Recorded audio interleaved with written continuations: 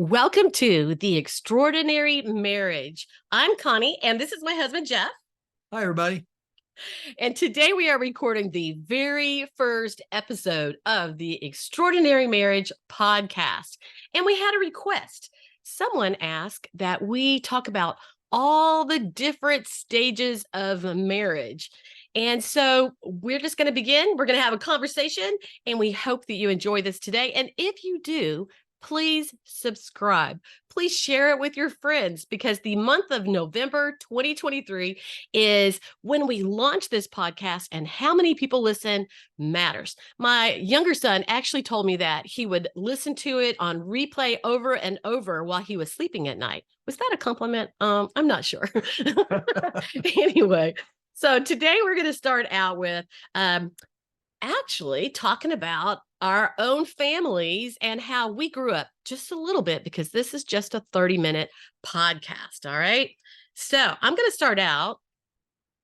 And basically, I grew up in North Carolina. I had a sister, I had a mom and a dad.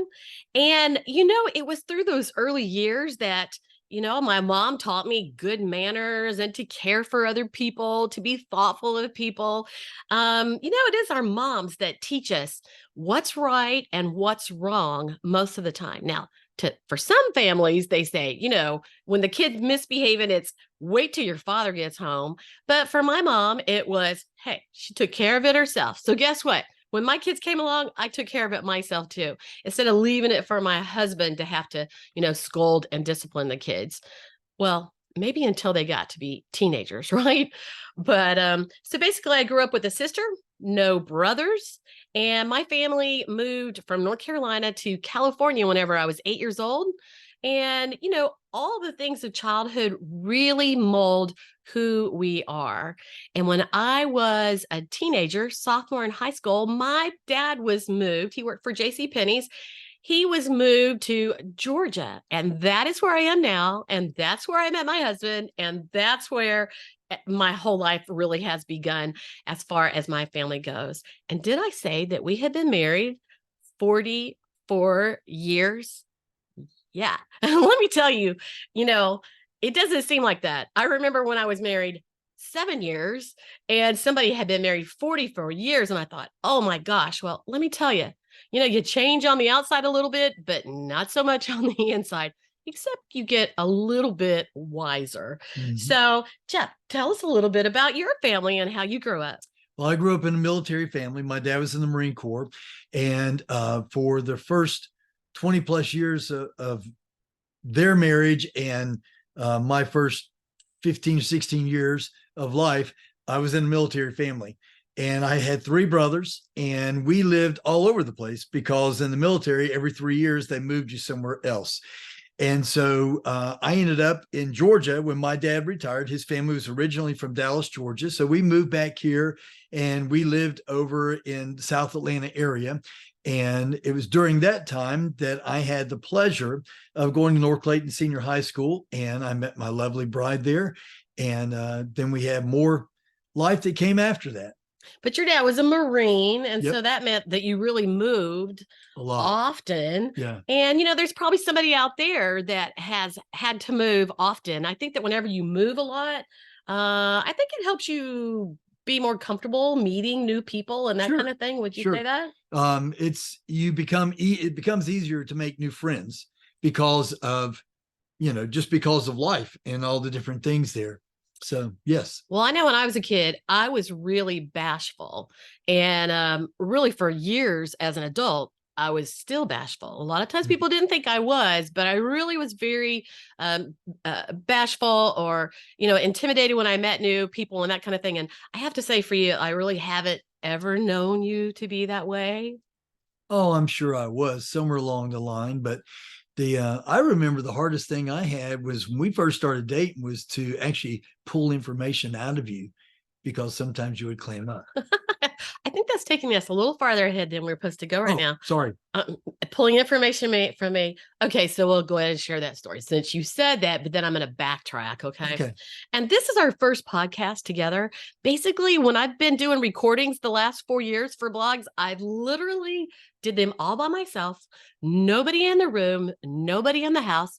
If Jeff was here, then I said, "Can you please go up to your room so that I can I can have so I can have full focus while I'm recording?" Because let's face it, it's not really a comfort zone, but as long as there was nobody actually looking at me, like I was okay with that. So, all right. So, like I said, this is his first one doing this, and here we're doing it side by side. So it's a little different for him and it's a little different for me. Well, and the reason he says that when we started dating, I was one of those who kind of clammed up, I don't like confrontation. And so, if I was bothered about something, I just didn't say anything at all. But there was one point whenever we were dating that my mom really liked Jeff because he was that, nice guy. And so she really liked him. Mom. And after we had dated for a little bit, our first date, literally, he wouldn't dance. Oh, excuse me. We went to the homecoming dance, but he would slow dance. He wouldn't fast dance because he didn't know how to fast dance. But, I was young and I didn't think about the fact that he might not know how or he might not be comfortable because I had danced since I was 6 years old. I taught ballet and jazz and I loved to dance. I bet somebody's relating to me on that. The fact that, you love to dance and your spouse is like so uncomfortable with it that they will not dance. And so actually we broke up. And we quit dating at that point. So see, that led us somewhere else, didn't it? You did. We quit dating. But at one point later, so this was even later when we were dating another time, a second time, our senior year in high school, I was ready to break up with him. And my mom said, "Why?" And I said, "Well, we don't go anywhere anymore. He just comes to the house and we don't do any fun stuff." And, I guess I had just gotten a little bored or restless. Maybe it wasn't quite love yet, right? Because I was like, I'm really not having any fun. And so I think that I'm going to break up with him. Boy, this could take us from one story to the next to the next. That's for sure. But basically, my mom said, to him when he came in, and she actually was a person who didn't butt into my business. But when he came in, she said, "I think Connie has something that she needs to talk to you about." And may I say, I gave her a look that I didn't get reprimanded for later. Normally a look like that would have got me in trouble. But I gave her a look because I thought, what? And so my parents went upstairs and left us in the den. And there we were. And he's looking at me saying, "What?" And I'm like, nothing. Anybody else do that? And long time ago. Let's just say that my mild-mannered boyfriend, who was very supportive, easygoing, smiling, laughing, let's just say he got angry at me. And he got angry. And so I started to talk. And when I started to talk, it all came out. And guess what? He was a good listener. And he hasn't been able to shut me up. He hasn't been able to shut me up since. So, well, I'm just going to touch on our high school part then, because we're actually really backing up, on this. But we met in high school and we met in chorus because we are both musicians. And so I sing and he sings and plays the piano. And so we've had that in common all of these years, but we met in chorus. And, that wasn't the simplest, easy story, but I like to tell a story about when we first met. There was a friend who introduced us, and I'm gonna let you share your part first. Susan? Yeah, I mean, we were in chorus together, and I have to be honest, I don't remember Susan introducing us, but I'll take it over then. Yeah, okay. Thanks. Sorry, I was supposed to leave. Okay. So I was sitting at lunch and I had a friend named Susan in high school. And so she had walked over to me in the lunchroom because probably we were going to sit together to eat lunch. And she said, "Hey, Connie, let me introduce you to Jeff." And I looked up. Yeah. And so I looked up and I see this big smiling guy, like maybe he just got his braces off or something. I'm not sure. Did you have braces? I think he did. It was that big, goofy, I just got my braces off look. And he's looking at me and he's smiling so big. Yes, I do like smiles, but he was looking so goofy. So I thought, well, Well, hi, Jeff. And so I just spoke to him. I thought, he kind of looks goofy. Why is he looking at me like that? Because it probably was a little goofy, but anyway. Anyway, so later on, I saw him in chorus class because I hadn't noticed him before. I saw him in chorus class, and he was playing the piano. And so, since I like music, piano, dance, my mom played the piano. I thought, oh, he plays the piano. And I thought, wow, that's pretty cool. So, it kind of switched me up a little bit. So, do you remember things from that day when we first met? Now that I said that? I remember in the lunchroom when Susan introduced you to me that I thought, wow, she's really pretty. And but I was a little bashful, believe it or not.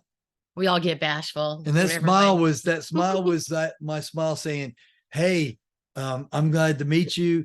I'm really nervous at this moment. And that type of thing. So the thing that most teenage boys go through. Yeah. Can relate, I guarantee it. And most girls too, like, the times you're at the dance and you're a wallflower wanting to dance and there's no one asking you. And then years later, some guy says, oh, I wanted to ask you to dance, but everybody's so bashful back then, right?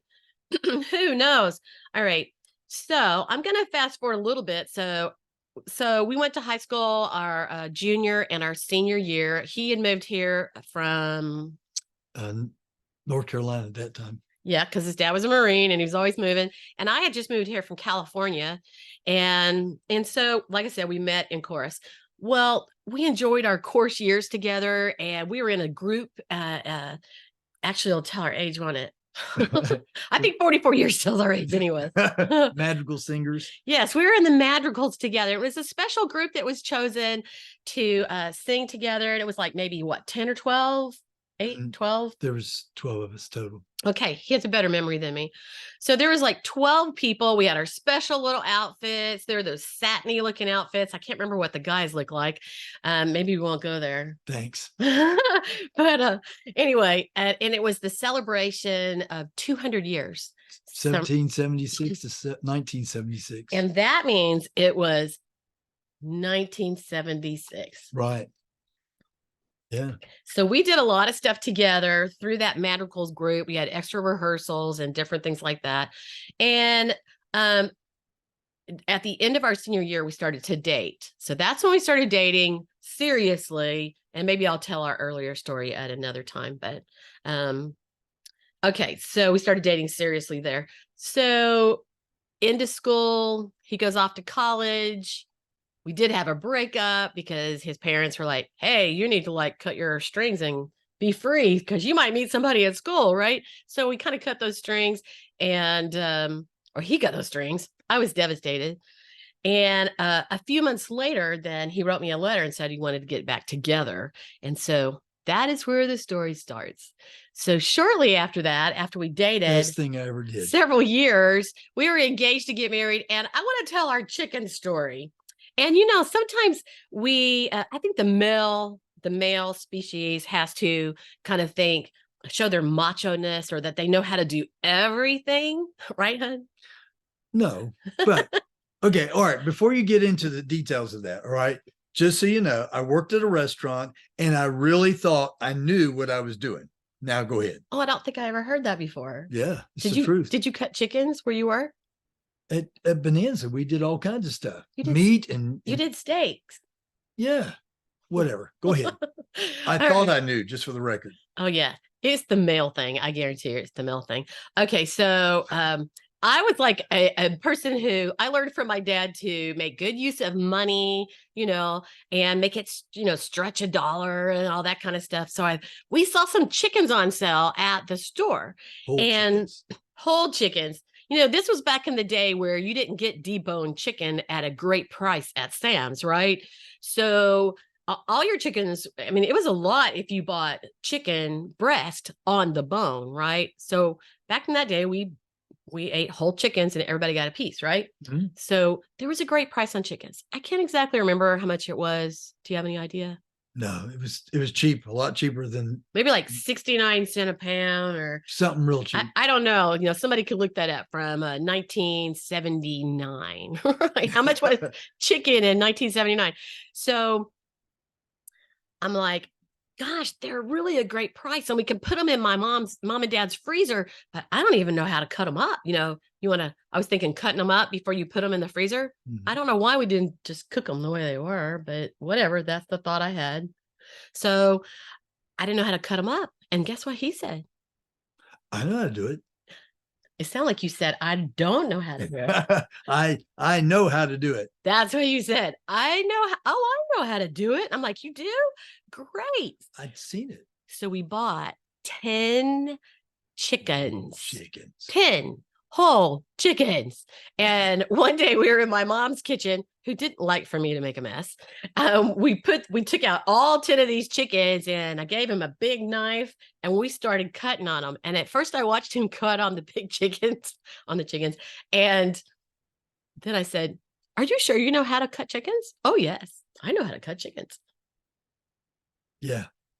Well, we quickly found out that Jeff didn't know how to cut chickens. I am not a butcher.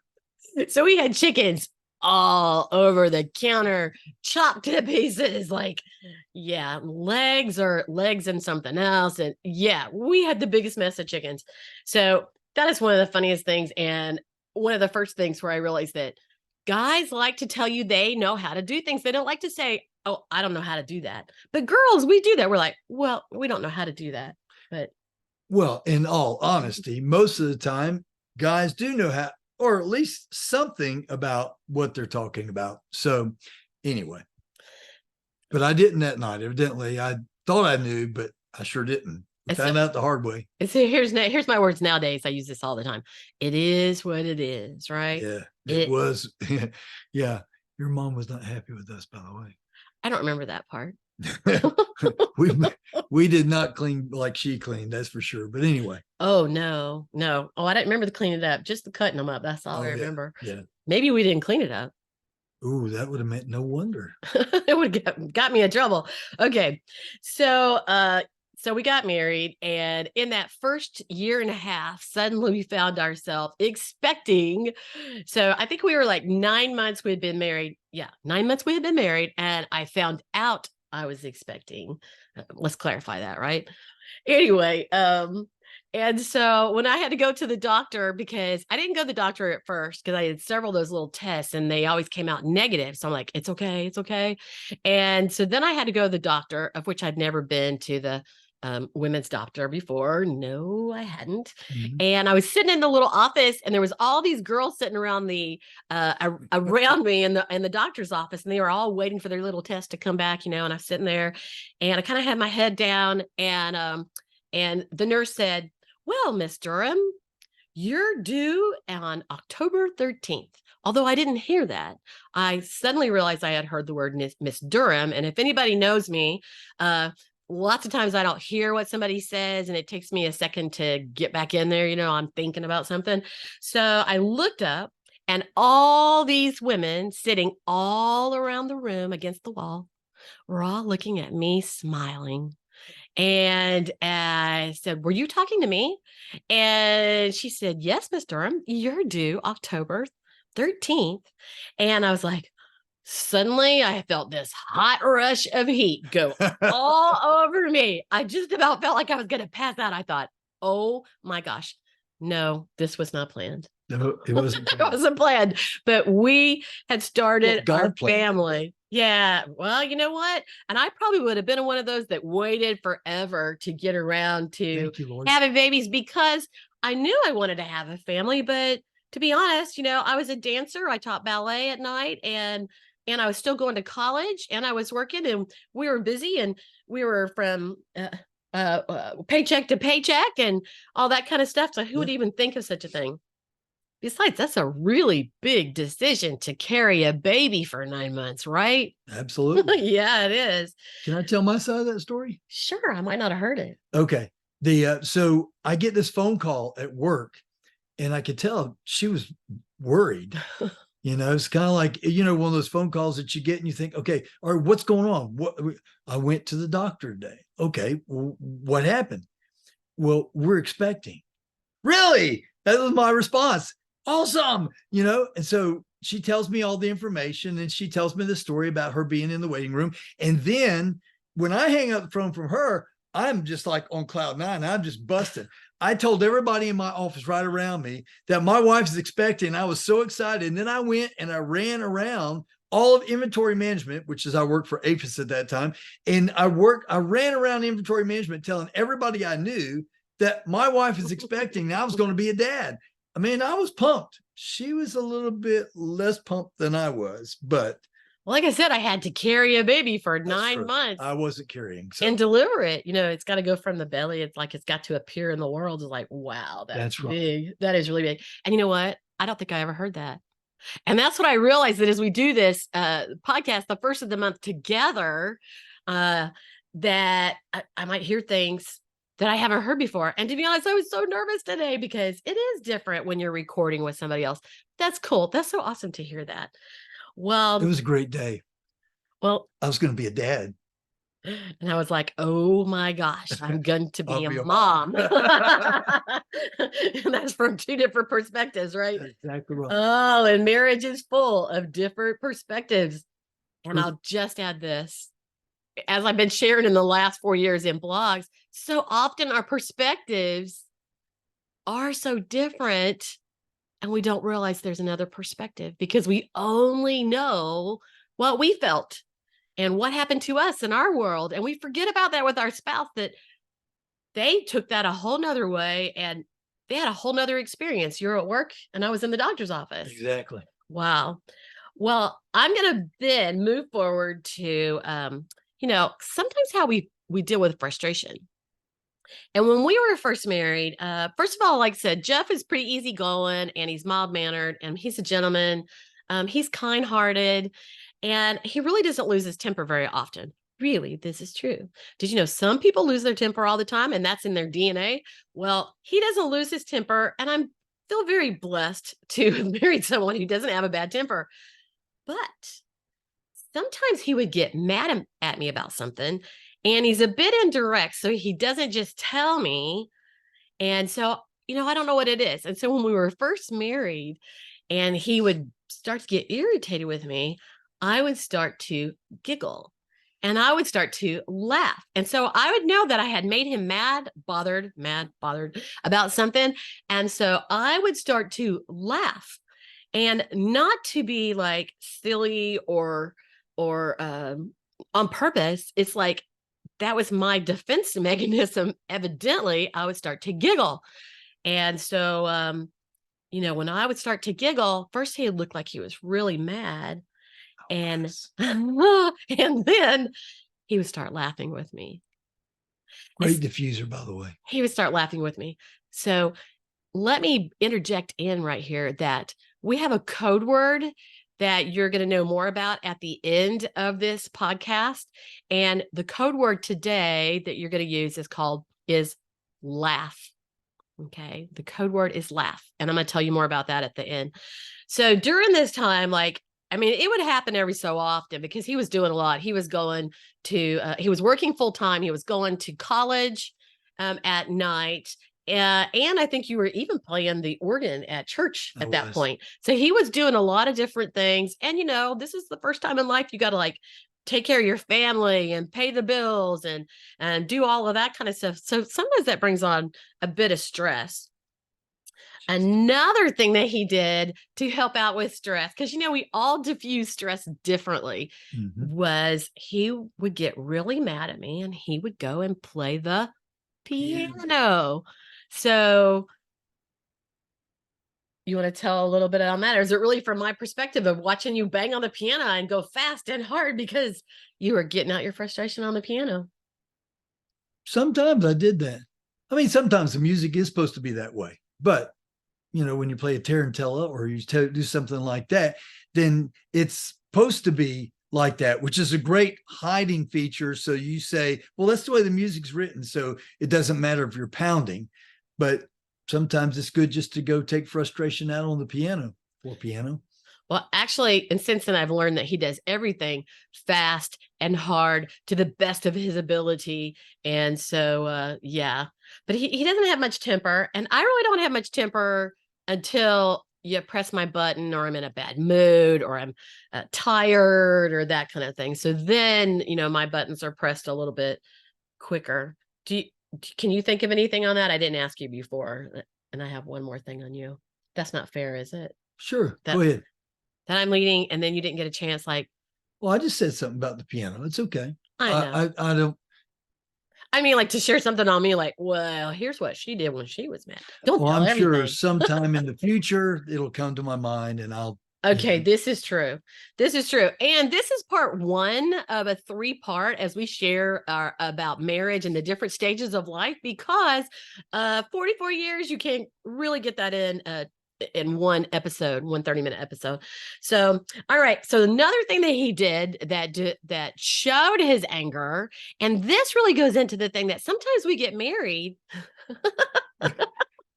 Sometimes we get I know married. this story's going. Sometimes we get married and we're married to that. We get the best from our spouse. He gets the best from you. And like my husband gets the best from me when we're dating, and I get the same from him when we're dating. But when you get married, there's little things that are uncovered little by little.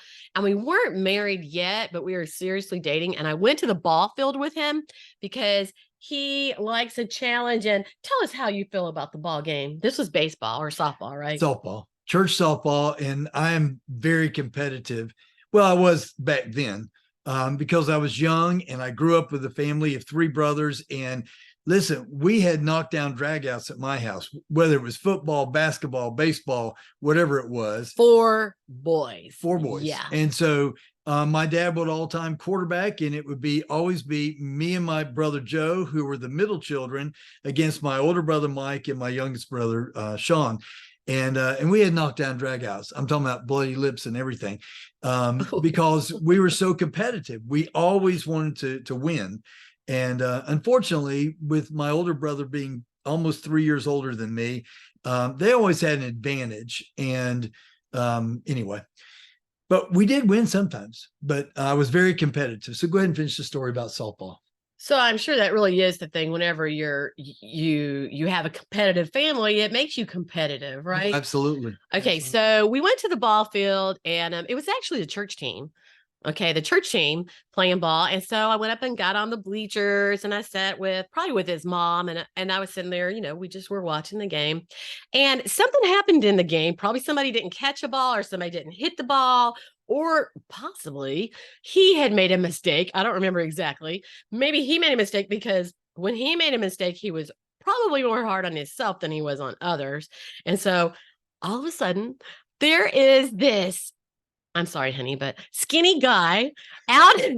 At one time I was. There's this skinny guy out in the outfield. He is dancing around. And earlier in our dating, like, he didn't dance. I don't know if I shared that this time or not, but he didn't dance. But he's dancing around like a rooster or a mad bull or something to that effect. Looking out there, he's fussing. Like, he didn't cuss, because he didn't cuss. But he was fussing loud, and he was throwing his fist down and stomping his foot, and he was so mad. And I was like, oh. As I looked at that, I thought, oh my. I actually hadn't ever seen anyone do that before. She evidently not been to the ball field very much. Anyway, so that's whenever I realized too that wow, sometimes you are dating somebody, and you get married even, and you find out more about your spouse after you get married, although that was before. But you find out so much about your spouse after you get married. And I'm sure that was the same for both of us. Mm-hmm. But as we had our little kids, we basically had all three of our kids within 5 years. Yep. So once that first kid came along, we were married 18 months or whatever when that first child came along. And so from there, within from when that one was born, in the next 5 years, we had 3 kids. So we have 2 sons, and we have a daughter in the middle. And life gets different when you have kids. When you first get married, everything is about you. You get to enjoy each other, sit down and have dinner together. Well, or maybe not, because sometimes when you first get married, paycheck to paycheck, you're literally working all the time. I taught dance at night. Yeah. and you were in insurance. And so you had long nights, Yep, all day working and then long nights because you're building up your insurance business. That is, if you weren't at school, because you were going to school at night. that's true. Yeah. So it was a very busy time. So when we had started having children, then, you start really focusing on those kids, all that love and fun and laughter that you had, with your spouse whenever you first got married. Now the kids have come into play. I mean, it's a different time in life, but it's okay. It's a Sure. season of life That's right. and it's okay. But I think probably one of the last things I'll probably share here is that I know for me, as I look back on those days when we had 3 small kids, one of the things I would probably change is I hardly ever left my kids. Unless I was, going to work and I had to leave them, hardly ever left my kids. And, yes, I was a clingy mom, or I don't know, I just didn't want to part with them. And everybody's not like that. It's maybe how our own mom was, or our personality of how we are. Some Hmm. moms need a break. They need to let those kids go, and they're like, "Oh, thank goodness, I got a life here." But for me, I was home with the kids. I taught dance at night, and I really couldn't hardly let them go. So one of the things I probably would change now and tell young couples is, it's important to have a date night Hmm. so that you don't get That's to true. talk and communicate. You don't know what's going on at work for him, and he doesn't know what's going on for you. Well, my husband did, because when he came in, I'm a chatterbox, and I told him everything that had happened that day, and he was a great listener. Thanks. He was a great listener.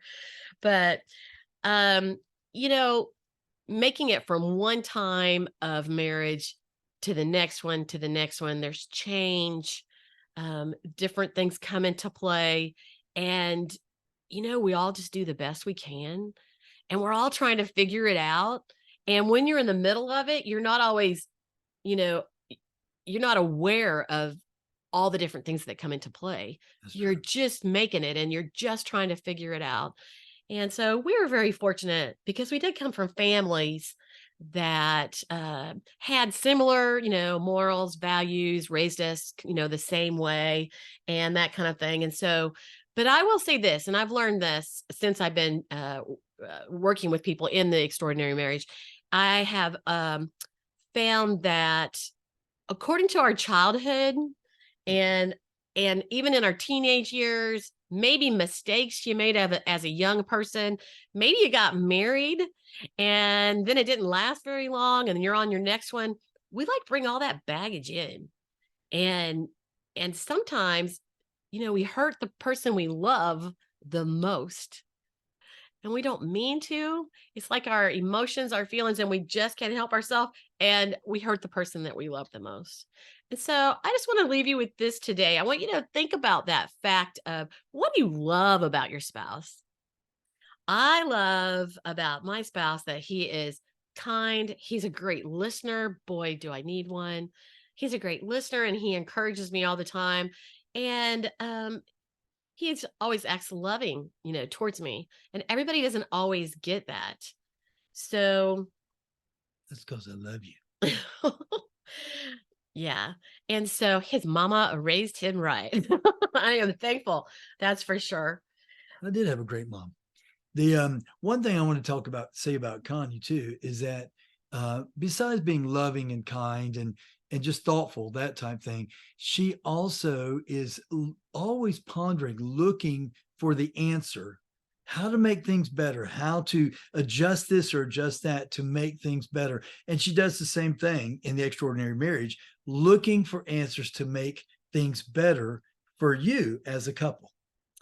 But I always start with, is it me? Oh, sure. You got to do introspection first. And that could be a whole nother story, right? Is it Absolutely. me? I think one of the things that's probably helped us the most in our marriage in our young years is that we always have each other's back. Yep. That's exactly right. We always have each other's back. And guess what?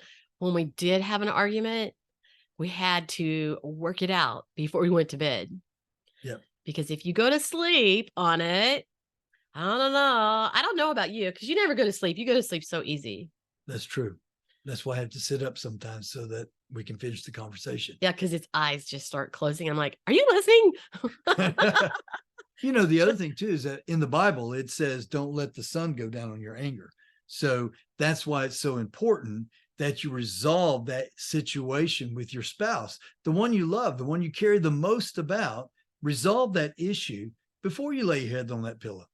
And the reason that's important is because there's another verse in there that says something about it's never good to have an angry woman. Oh, that too. That is in there. An angry woman. And I can't say for anybody else out there, but when I go to sleep angry, first of all, it took me a while to go to sleep because I'm thinking about it. And I'm getting more bothered. And if I sleep on it, the next day I wake up worse. That's true. Worse. So it's important to forgive and to let go of things. That's and right. I would say that's one of the biggest barriers in your young days of a marriage is forgiving and letting go. And there are some people that cannot say they're sorry. And that's a specific personality style. That's what I teach on is personality styles. There's a specific style. Now that I understand that, I can let that go. But when somebody doesn't say, oh man, you know what? I'm so sorry. Then we don't think they are and we don't think they care. And so if it's easy to say you're sorry, that's great. But if it's not, or if your spouse won't say they're sorry, you have to read between the lines and figure that out because they may be that style person. Like I said, it's in your DNA, where they literally won't be able to say they're sorry. Now, talk about division and the building of bitterness. Mhm. Now, that can be a whole nother story. So next time we're going to share with you, as our kids became teenagers and that kind of thing, and a little bit on that. But I want to share with you because this is the first podcast. I want to share with you 3 ways that you can win a prize with me. First of all, my email is Connie at The Extraordinary Marriage. Connie at The Extraordinary Marriage. 3 ways that you can win. .com. .com. That's important. Yes. And so 3 ways to win. By the end of November, and when you've watched all 7 debuting episodes, the very first person to email me is going to get a free 1-hour coaching. Now, this is not just a Q&A. This is actual coaching where you can share a little bit with me, and I'll give you some pointers that some takeaways that will actually help you have a better marriage because of how your personality style is and how your husband's personality style. And the second way to win is the first 7 people that email me are going to get my 10 days to a happier, healthier marriage. It's just a little bite-sized piece for 10 days. You're going to get that free. And then the third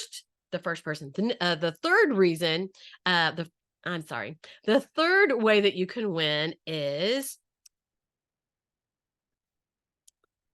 the third way to win is every person who emails me with those 7 keywords or 7 clues, 1 word from each one of the 7 episodes is going to get my Discover Work and Family Dynamics online course, where you get an assessment with that, which talks all about your personality style. It tells you about you. It tells you how to deal with other people. And that's where it starts, as learning how to communicate better. All right. What was that clue word again today? Laugh. It was laugh. And I would say the reason we gave that today is because that's one of the ways we made it through life. We were very fortunate that we both find things funny most of the time instead of stressful. Oh, I could think of more stories on that. So the keyword is laugh. All right. So I thank you for listening. And if this has meant anything to you, or if you think it'll help a friend, be sure and share this episode and subscribe so that you don't miss a single weekly episode of The Extraordinary Marriage. And I thank you for listening today, and I'll see you next week.